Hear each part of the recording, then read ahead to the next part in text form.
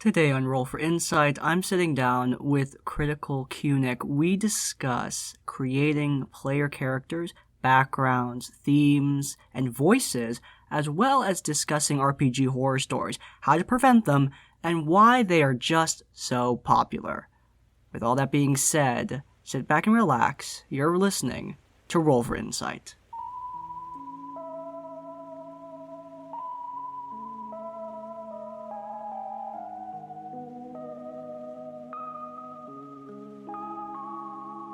Hello, everyone, and welcome to another episode of Roll for Insight. Kunic, thank you so much for coming onto the show. How has your day been? It's pretty busy with my day job, but it's been pretty nice. Released a video today, had a lot of feedback, had a lot of fun chatting with people in the premiere of it.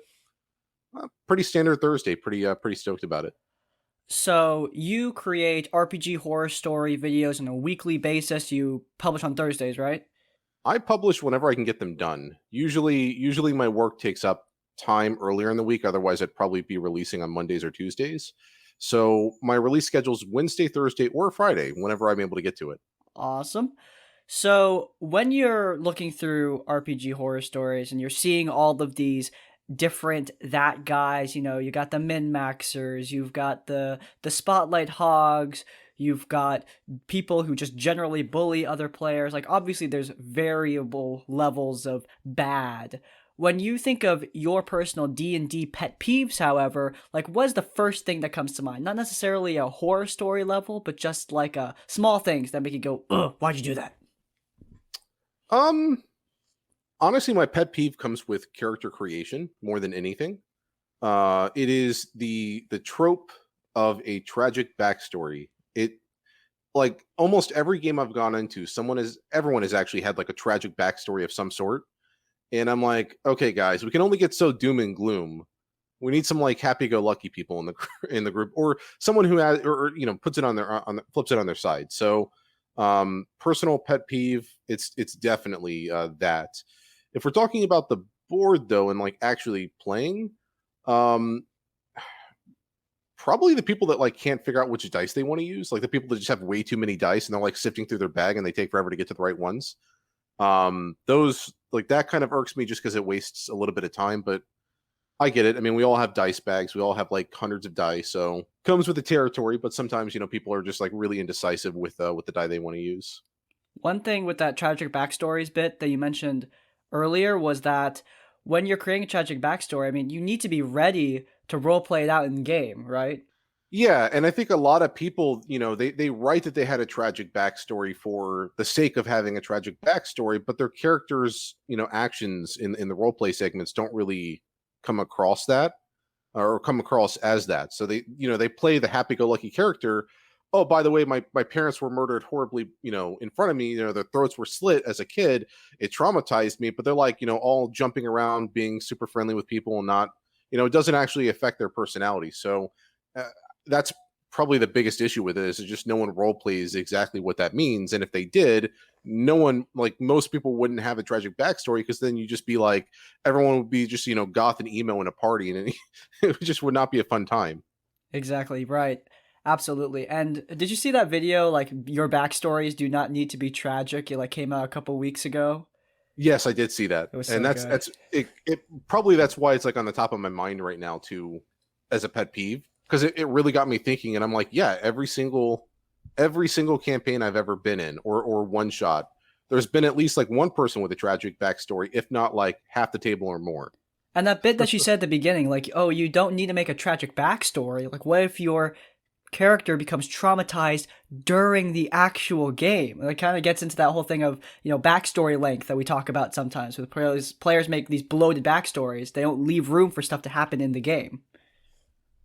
Yeah, and yeah, precisely. And it's like I'm actually making a character right now for a Pathfinder game. Foxy Bard invited me to it, so we're going to be doing a Pathfinder game together. And I decided I was going to take the tragic backstory trope and kind of flip it. So my character for that story is abducted from his homeland as a child, and sort of taken to this new land. But his family was like lower tier within the class society that he came from. So they were really poor. No one liked him or anything like that. And now he's in the story, he's being brought up as a butler for someone who's really rich. So he's like super well off now, has a lot of food, a lot of money, can do pretty much whatever he wants within like being a butler for a royalty, and is, like, I don't want to go back to that old life. That old life sucked. Yeah, I got kidnapped. That sucks. But my life right now is fantastic. So I'm trying to like, I wrote it in a way that it is a tragic backstory, but like my character doesn't care. He's like, he's really happy that his new life is so much better than what it would have been at the old place. What is your process when you're creating character backstories? Because for a lot of new D&D players who haven't been really invested in writing fiction, that is a big roadblock. Like, coming up with your own story is fun in theory for a lot of people, but once you actually get to typing it down or writing it down, it's really hard. So like, what's your number one, not number one, but what's your process for coming up with a character backstory? For me, it is try and probe the mind of the dungeon master or game master as much as you can. So, if they provide a synopsis of what the world is like, what the state of things are like, if it's high magic, low magic, no magic in some instances, I try to get the full grasp of the lands. If they can provide a world map, which is what happened in the Pathfinder game, is I had a world map of the playable area. I try to weave, locations from that into my story, but I just try to say, what's the current political environment that we've had? Maybe if we had a session 0 without character creations being done, just to fluff up the environment to give us, some creative ideas. But I try to see whatever the world the DM wants to craft, what's going to fit well within that world and play to the rule set of that world. And every DM always does something a little different unless you're doing a one shot. So it's, or like a pre-written campaign or session A from module. a module. Sorry, I come from Edge of the Empire background, not D&D, so it's a little bit different Totally back get there. it. Totally get it. Yeah. Yeah. So like, unless it's something like that, I try to just work with the DM and get someone that's going to fit within their world, but is also going to tell the story that I hope that it will tell. I don't want to just create some cookie cutter adventure. I want someone that's got some mythos and uniqueness to their backstory. Right. And when you are developing like that central idea for a character, like a personality or like a general theme. Honestly, I just let the dice roll in this instance. For our Dice Goblins one shot that we're working on, and I got, Crunk Bunnington, the community, voted the whole way. So it was effectively like rolling a dice, because everyone got to vote on what stats they wanted Crunk to have.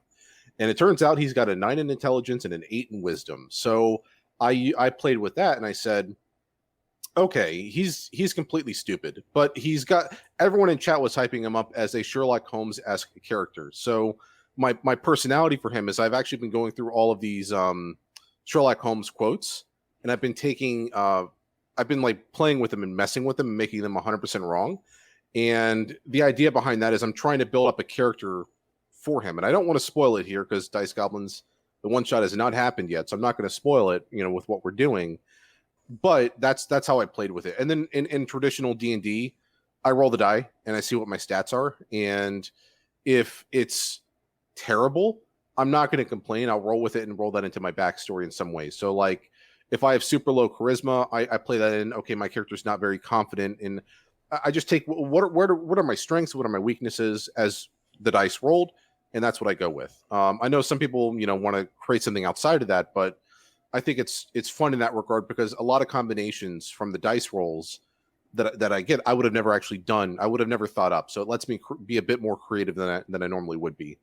Yeah, it's a good way to sort of get that central base so that you can come up with the idea for your character and then develop the Yeah, backstory and the look and the personality from there. yeah. Speaking of, when you're thinking of character personalities, I mean, how do you develop like their flaws, their bonds, their ideals, stuff like that? How do you start to develop like who they are? Is that also based on like random dice roll, or do you have a process for figuring out like a central bond or ideal or flaw? Yeah, it can be. Again, going back to Crunk, just because he's the most recent guy I've made. I said, he's really stupid, but he Yeah. thinks he's really smart. That was kind of the way I went into it. And so my logic for him is that he's going to go with like the most obvious, idiot route of anything. So like, if we were like, if someone was like, yeah, someone broke into my house, they didn't steal anything, they just sort of broke in and ruffled through things. My character is going to be like, well, there's no evidence of anyone stealing anything. I think it was you that did it, the person who just got their house broken into. So that's kind of the character I went with for him, just based on effectively the dice rolls in that instance. But in place of like what I'm doing in the Pathfinder campaign, I try to get really political with with that backstory. So I said, okay, well, what if a really rich person was raising a particular child to be their eyes and ears in political negotiation, and also to be like their brute force, like their bouncer. I use my backstory in that regards. Well, how would that shape a character's personality? And now it's in that instance, we've got someone who's very self-contained. He does not want to reveal anything because he's used to keeping secrets, but he's also good at subterfuge and getting into places that he's not supposed to, because in the story that I'm crafting for him in the Pathfinder game, he was used more as he's a whisper elf, so he's really good at listening and eavesdropping. So his goal was to get into places and listen on political opposition to find dirt on them. So I built his entire character around, okay, he's really self-contained, very good at keeping secrets, and he's very, very good at just sort of sneaking around and being places where he's not supposed to. And that right there drove the character. Okay, he's a little bit of a loner character, but he's got very high charisma. It's like 18. So he's also very good at like not playing the part. He doesn't come off that way. So he's coming off kind of like a total Chad in conversations, but in the background he's got sort of this duality going on there. So that's kind of how I approached his character progression for both of those two situations. So to wrap up this discussion of character creation, what is the thing that you always look forward to when you're making a new character? Like, people make tons and tons of side characters. If you've seen that skit with all the alternate character sheets and killing Yeah. off all the characters, a lot of people, not everyone, but a lot of people like doing that. It's a stereotype for a reason. And the reason that happens is because people love making characters. So for you, what is your favorite part of character creation? Coming up with the look, coming up with the personality? Probably not so much the look. If I had to guess, the personality, that's definitely the most creative aspect to it. And sort of the process of getting there that I pretty much just outlined. I think if I had to pick one thing, though, and I'm terrible at this, I've been trying to get better at it for both my videos and in playing, but the voice, figuring out what uniqueness he's going to have for the voice. Is it going to be like a really high pitched, and maybe he's a little unsure about how he's going to be doing things, or is it really deep and very basic that I can kind of already do naturally? Does he have any ticks to his voice? Does he when he has a question, he's like, okay, I want to ask you something question. Does he end the phrase with the word question as a weird, personal, trait to his voice? So I have a lot of fun trying to come up with that. Again, I suck at it, but I'm trying to work at it and get better. And for me, I've done a lot of one shots this past year, and just going into every single one of those with a unique voice, just to try to get better at it and also have fun with it, play with the words a little bit, just doing something outside of my norm. So that's most likely what I look forward to the most.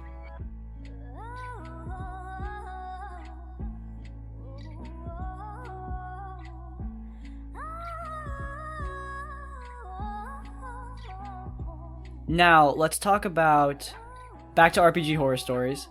When you are making your videos, again, like, we both cover a lot of different horror stories, but often we see a lot of stories that don't end so well. Like the group breaks up, or like the DM has to leave, or the campaign ends on a dud, stuff like that.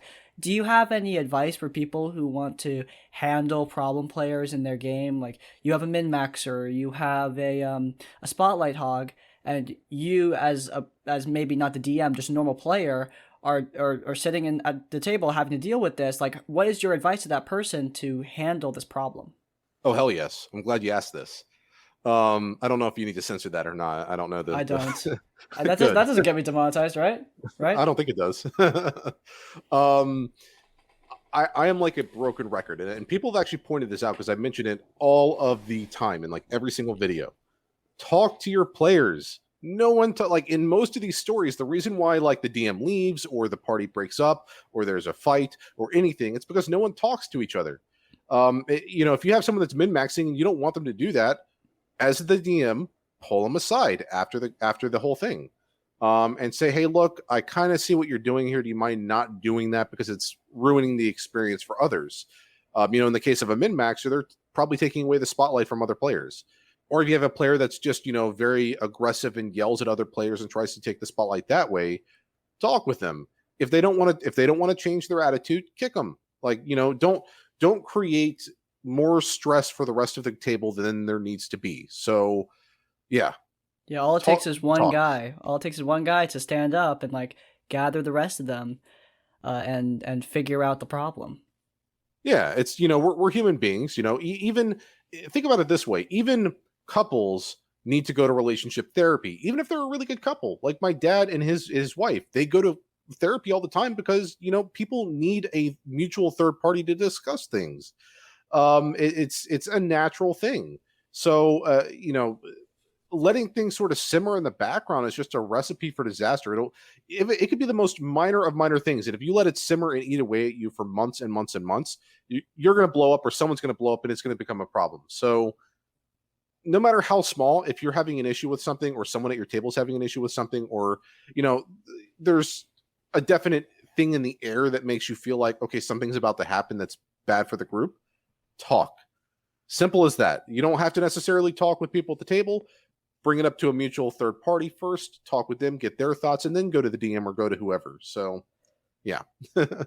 I am curious because a lot of people have a lot of different answers to this question, but why do you think RPG horror stories are so popular? Like, why do people love reading these? Is it just the drama? Is it some other reason? Like, why do you think they're so popular? I'm curious what your thought is on that.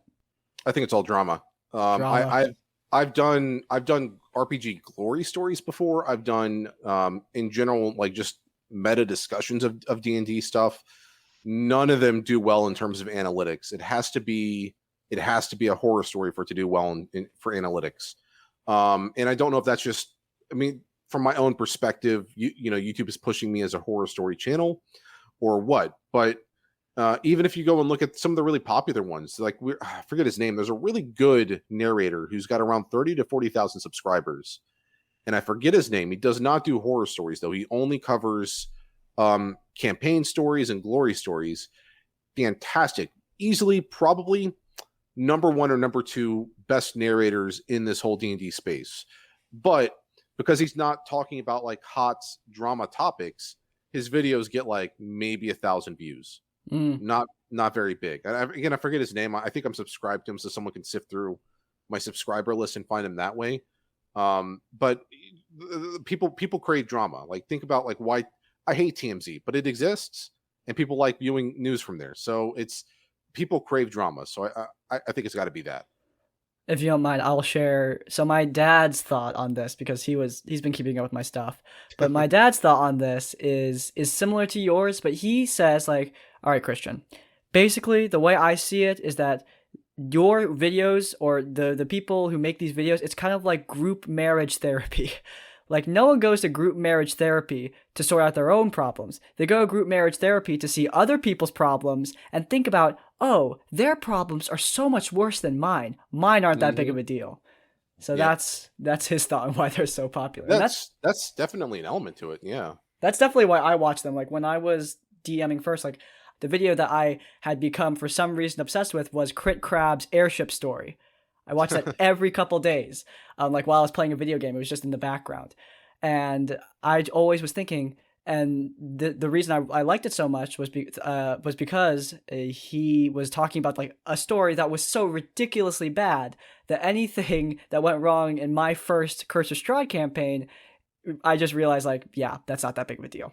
Yeah, and I've gotten a lot of comments about people using it as a means to assess how they're DMing or learn from the mistakes of others and not do that in their own campaigns.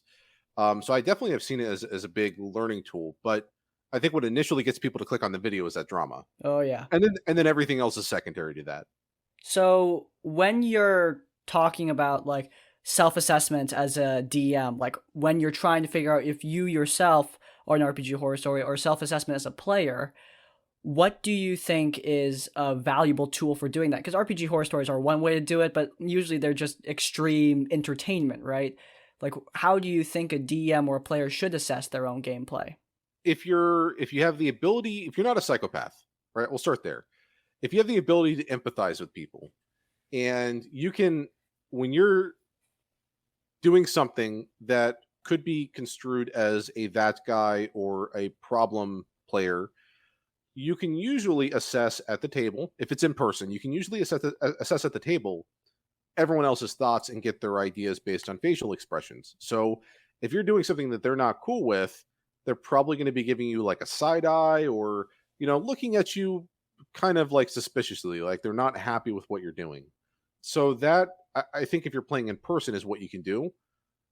If you are playing in Discord or like Roll20, I mean, the only thing I've been able to come up with for that is just ping the DM, or if you're the DM, ping a few players and say, is what I'm doing coming across wrong? Because it's really difficult to see without facial expressions. But that would be my suggestion. There is, look, see how everyone else is reacting to you at a table, because that's ultimately going to be the best way to figure out if you're being a that guy. Like I think I did it once in my career at playing. And I was able to pick up pretty quickly that I'm like, oh wait, no one's jiving with what I want to do. Okay, I'll back off. And then, like, obviously, I know you said not to use our videos or the stories as an example, but if you see yourself doing as anything that any of the other players in these stories has done, and you see a little bit of that in yourself, maybe do some self retrospective at that point. But yeah, I don't know if there's any other. I think there's a subreddit for like D&D help, and I don't know the name of it, but I know you could probably, if I know it exists, and you can post there and get everyone else's thoughts. Kind of like an am I the I'm not going to curse, but am I the butthole? That subreddit. There's kind of like a variant of that You can say for D&D. asshole. It doesn't get me Yeah, demonetized. cool. So there's the whole "Am I the asshole" subreddit, but there's also one just like that for D&D, and you can post there and get everyone else's thoughts. But as far as like preemptively stopping it, I don't think I don't. I mean, I think everyone's going to be potentially a that guy or something like that by accident. It's just going to happen. So you just got to be able to read the room, I guess. Yeah, read the room, and also like, I try to ask like my players every session, what'd you guys think? Yeah.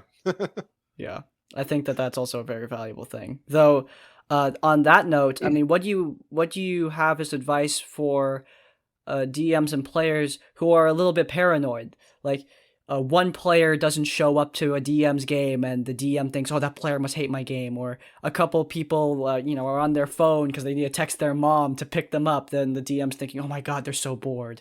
Like, that happens all the time. A lot of DMs and players too can feel really insecure sometimes with how they're performing in D&D. Like, what's your advice to that? Because that's the opposite side of the spectrum, where you're being way too self-critical. Honestly, just give it a few times. If they get it once or twice, that's not a problem. If they keep on doing it through multiple sessions or maybe even campaigns, maybe talk with them about it at that point. Figure out why they're pulling out their phone so much. And if they say, well, I'm just talking with my mom to come pick me up or something like that, no problem. Like, at that point, if it's really eating away at you, talk with them about it. Going back to the points we discussed a few minutes ago. But yeah, I would say if it's like a one-time thing and they're just they couldn't show up for some reason, don't let that affect you at all. If they do that a second time and then a third time in a row, okay, maybe talk with them about it and see what's happening. But yeah, if it's like the first time it's ever happened, I wouldn't concern yourself with it. Yeah, absolutely. So, thank you so much. If you want to see more episodes of the show as well as my other series, then please do subscribe to Crispy's Tavern. And finally, if you want to leave your own thoughts, go down to the comments down below. In essence, like, comment, subscribe. We will both see you all next time. Farewell.